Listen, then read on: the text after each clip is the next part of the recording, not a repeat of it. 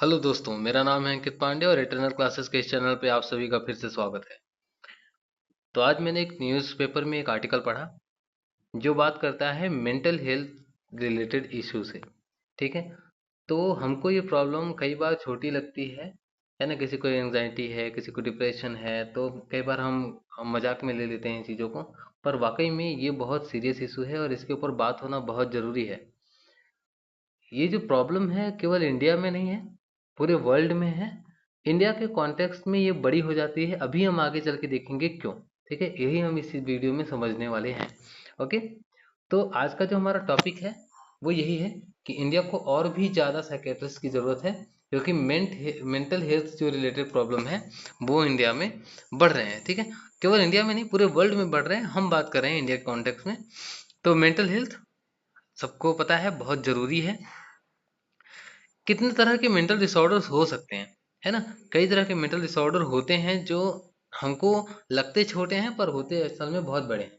तो एग्जाइटी हो गया, डिप्रेशन हो गया, बाइपोलर डिसऑर्डर हो गया, पोस्ट ट्रॉमेटिक स्ट्रेस डिसऑर्डर हो गया, एक सीजोफ्रेनिया हो गया, और अदर जो भी होते हैं, ईटिंग डिसऑर्डर, एडिक्शन वगैरह जो भी होता है।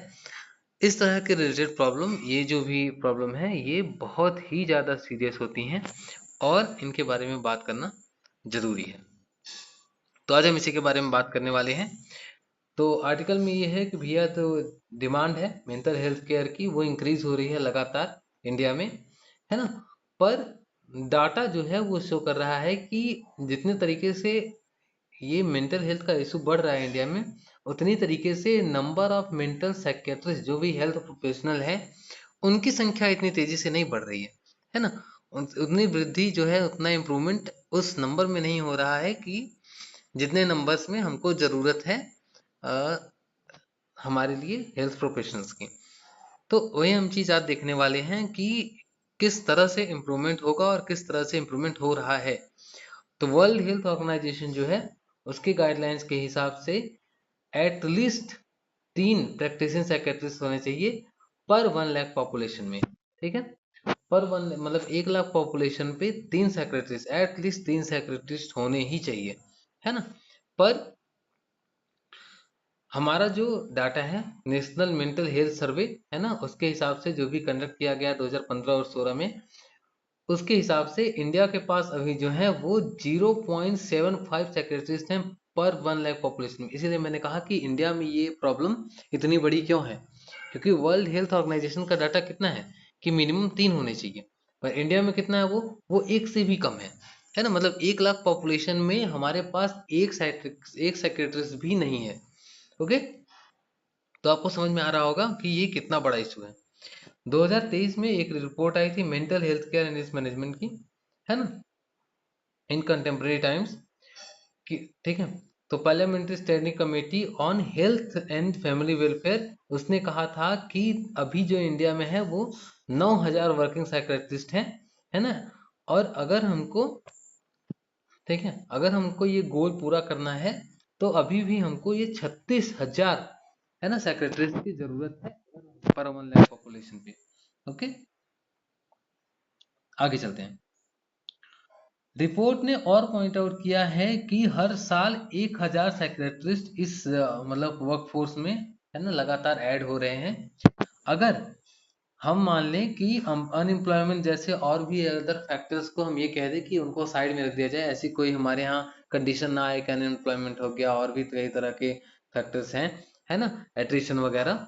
तो अगर ये सब नहीं होता है कि लगातार ऐसे ऐड होते चले जाते हैं, तो हमको अभी भी WHO का जो रिकमेंडेड गोल है कि 3 साइकेट्रिस्ट कम से कम होने चाहिए 1 लाख पॉपुलेशन पे, उसके लिए हमको 27 साल लगेंगे, है ना। 27 साल लगेंगे उस लेवल पे पहुंचने के लिए और उस डाटा को मीट करने के लिए जो वर्ल्ड हेल्थ द्वारा रिकमेंडेड है। ओके, आगे। अगर इंडिया अचीव करना चाहता है उस मार्क को, है ना, और भी जल्दी, तो इसके लिए भैया सबको पता है कि पॉलिसी इंटरवेंशन की जरूरत है। अलग अलग तरह के अच्छी पॉलिसीज बनानी पड़ेंगी, और जो भी इंक्रीज होगा ना, नंबर में इंक्रीज, है ना, सेक्रेटरीज के नंबर में इंक्रीज, ये बहुत जरूरी है, ये हमको करना ही पड़ेगा अगर हमको मेंटल हेल्थ वाले इशू को हैंडल करना है तो इंडिया का जो रेट है वो 0.75 है, ये पुअर है ना, अगर कंपेयर टू अदर कंट्रीज, ठीक है। तो जो ब्रिक्स नेशंस हैं, है ना, ब्रिक्स नेशंस में इंडिया जो है वो लोवेस्ट नंबर पे आता है, ठीक है, सेकंड, है ना।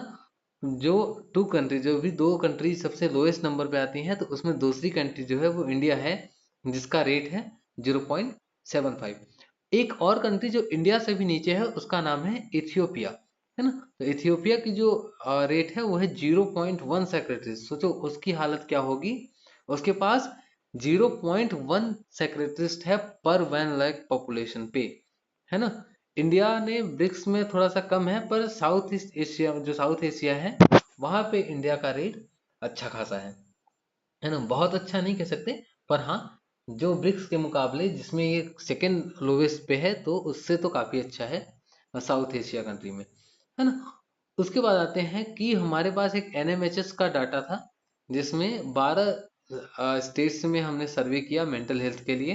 तो उसमें केवल केरला, याद रखिएगा, केवल केरला ऐसा स्टेट है जिसने एम्प्लॉय किया है एक से ज्यादा सेक्रेटरीज पर 1 लाख पीपल के लिए, ठीक है।